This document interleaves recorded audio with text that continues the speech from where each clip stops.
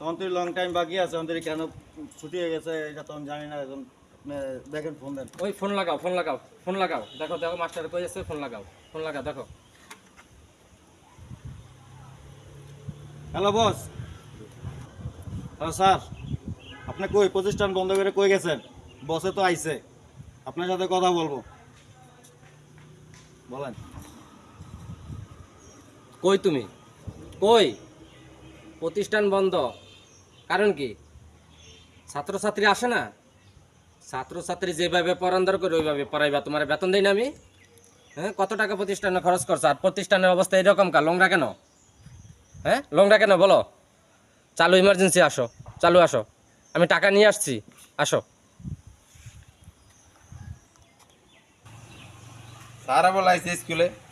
আসসালামু আলাইকুম। ওয়ালাইকুম সালাম। এই বাচ্চা কাচ্চা কই? স্যার বাচ্চাকে তো ঠিক